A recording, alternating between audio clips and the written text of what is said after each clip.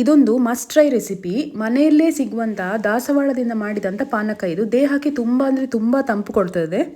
So normally ನಮ್ಮ ಮನೆ ಸುತ್ತಮುತ್ತ ಎಲ್ಲ ಈ ಥರ ಒಂದು ಕೆಂಪು ದಾಸವಾಳ ಇದ್ದೇ ಇರ್ತದೆ ಎಲ್ಲರ ಮನೆಯಲ್ಲಿ ಸಹ. ಈ ದಾಸವಾಳದ ಒಂದೊಂದೇ ಎಸ್ಲು ತೆಗೆದು ಕ್ಲೀನ್ ಮಾಡಿ ಇಟ್ಕೊಳ್ಳಿ.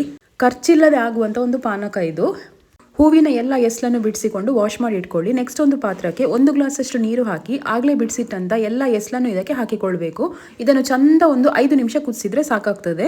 ಸೊ ಕುದಿತಾ ಹೋದ ಹಾಗೆ ಹೂವಿನ ಕಲರ್ ಬಿಡ್ತದೆ. ಸೊ ಒಂದು 5 ನಿಮಿಷ ಕುದಿಸಿ ಉಂಟಲ್ಲ, ಇದನ್ನು ಕೆಳಗಿಳಿಸಿ ಕಂಪ್ಲೀಟ್ ಆಗಿ ಇದನ್ನು ಫಿಲ್ಟರ್ ಮಾಡಿಕೊಳ್ಳುವ. ಇನ್ನು ಈ ನೀರಿಗೆ ಒಂದು ಅರ್ಧ ಕಪ್ಪಷ್ಟು ಬೆಲ್ಲ ಹಾಕೊಳ್ಳಿ. ಒಂದು ಅರ್ಧ ಲೆಮನ್ ಅನ್ನು ಸ್ಕ್ವೀಸ್ ಮಾಡ್ಕೊಳ್ಳಿ ಟೇಸ್ಟಿಗೋಸ್ಕರ. ನಿಮಗೆ ಬೇಕಿದ್ರೆ ಸ್ವಲ್ಪ ಏಲಕ್ಕಿ ಹಾಕಿಕೊಳ್ಬೋದು, ಆಪ್ಷನಲ್ ಅದು. ಇದನ್ನು ಚಂದ ಮಿಕ್ಸ್ ಮಾಡಿಕೊಂಡು ಉಂಟಲ್ಲ, ಕೂಲಾಗಿ ಸರ್ವ್ ಮಾಡಬೇಕು. ಒಂದು ಗ್ಲಾಸಿಗೆ ಸ್ವಲ್ಪ ಐಸ್ ಕ್ಯೂಬ್ಸ್ ಹಾಕಿಕೊಂಡು ಉಂಟಲ್ಲ, ಇದನ್ನು ಸರ್ವ್ ಮಾಡಿ ಕುಡಿಲಿಕ್ಕಂತೂ ಮಜ್ಜಾ ಇರ್ತದೆ. ಹೆಲ್ತ್ಗೆ ಕೂಡ ತುಂಬ ಅಂದರೆ ತುಂಬ ಒಳ್ಳೆಯದು. ನಾನು ಸ್ವಲ್ಪ ಚಿಯಾ ಸೀಡ್ಸ್ ಕೂಡ ಆ್ಯಡ್ ಮಾಡಿಕೊಳ್ತಾ ಇದ್ದೇನೆ.